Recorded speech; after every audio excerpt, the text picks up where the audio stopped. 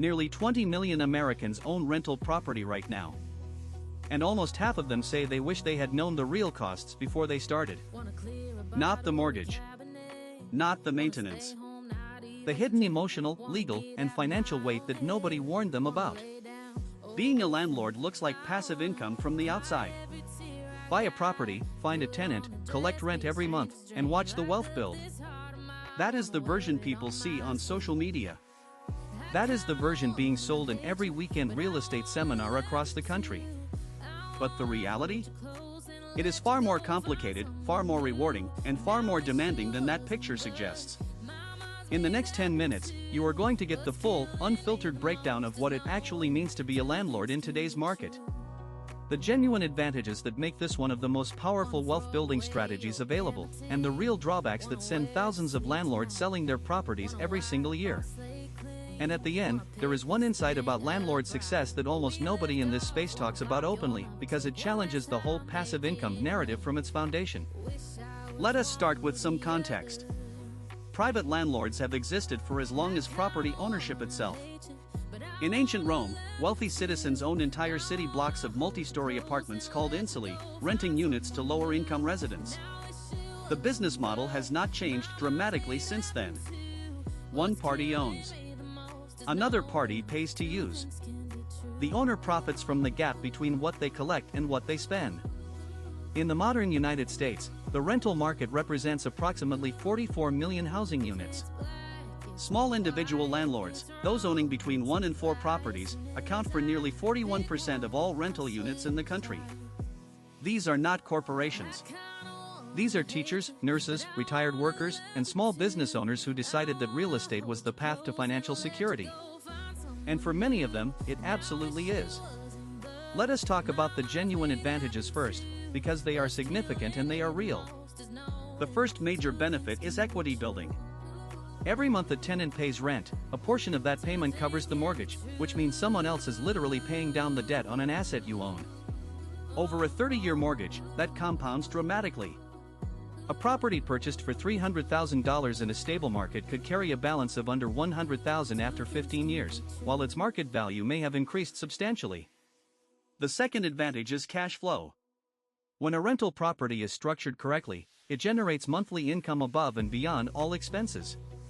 Mortgage, insurance, property taxes, maintenance reserves, and vacancy buffers all factored in, a well-chosen rental property can put several $100s of net profit into a landlord's pocket every single month. In high-demand markets, that number climbs significantly. Appreciation is the third lever. Real estate has historically appreciated at an average of 3 to 4% annually in the United States. In certain metro areas over the past decade, that figure has been 2 to 3 times higher. A property that appreciates in value while a tenant services the debt is one of the most efficient wealth mechanisms available to individual investors. Tax advantages round out the financial picture. Landlords can deduct mortgage interest, property taxes, insurance premiums, repairs, professional services, and crucially, depreciation. The IRS allows residential rental properties to be depreciated over 27.5 years, meaning a landlord can offset significant taxable income even while the property is gaining real-world value. This is a strategy that accountants and financial planners spend careers helping clients maximize. But here is what nobody talks about when they list all those benefits. Being a landlord is a business. And like every business, it comes with real risk, real liability, and real operational demands. The passive income label is one of the most misleading terms in personal finance. Let us walk through the genuine cons, because they are the part that determines whether someone thrives or burns out entirely. Tenant issues are the most emotionally draining aspect of property management. According to the National Center for State Courts, landlord-tenant disputes represent one of the largest categories of civil litigation in the country. Late payments, property damage, noise complaints, lease violations, these situations require a landlord to navigate legal frameworks, maintain professional composure, and sometimes make decisions that feel deeply uncomfortable. Evicting a tenant who stops paying rent can take months in many states, and during that time, the landlord absorbs every cost with zero income from that unit. And eviction costs are no small matter. Depending on the state, a full eviction proceeding including filing fees, legal representation, and lost rent can run anywhere from $3,000 to $10,000 or more. In states like California, New York, and New Jersey, tenant protection laws are particularly robust, and the timeline for eviction can stretch beyond 6 months in contested cases. Maintenance and repair expenses represent the second major financial reality that catches new landlords off guard. The general rule of thumb in property management is to reserve 1% of the property's value annually for maintenance. On a $300,000 home, that is $3,000 per year. But that is just the floor. HVAC systems fail. Water heaters burst. Roofs develop leaks. A single unexpected repair can wipe out months of positive cash flow in a single invoice. Now here is a rhetorical question worth sitting with.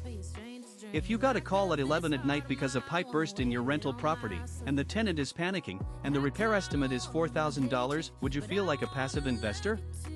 Or would you feel like a business owner with a problem to solve? That question cuts to the heart of what separates successful landlords from those who exit the market frustrated and financially strained. The ones who succeed treat it as a business from day one. They build systems. They screen tenants rigorously. They set aside reserves before they are needed. They understand the local laws that govern their obligations as property owners. Vacancy risk is another factor that projections consistently underestimate. Every month a unit sits empty is a month the landlord absorbs the full cost of ownership with no income offset. A property with a mortgage payment of $1,500 sitting vacant for 2 months creates a $3,000 hold that requires months of positive cash flow to recover. Strategic landlords plan for vacancy rates of 5 to 10% annually and factor that directly into their investment analysis before purchasing. Liability exposure is a dimension that often surprises new landlords. If a tenant or their guest is injured on the property due to a condition the landlord was aware of but failed to address, the legal and financial consequences can be severe. Adequate landlord insurance is not optional. It is a critical layer of protection that includes liability coverage, loss of rental income provisions, and property damage coverage beyond a standard homeowner's policy. The management burden deserves its own honest assessment. Time spent responding to tenant requests, coordinating repairs, processing applications, conducting inspections, and handling administrative tasks adds up quickly. Property management companies exist precisely because many landlords eventually decide their time is worth more than the 5 to 10% of monthly rent of professional management service charges. But that cost also compresses returns and must be accounted for in any investment calculation from the beginning. So what separates the landlords who build lasting wealth from those who sell their rental and swear never again?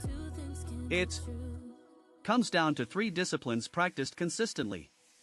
First, rigorous tenant screening before placement, not after problems arise.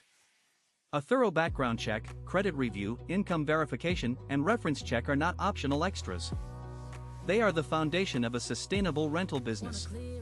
Second, financial reserves maintained at all times.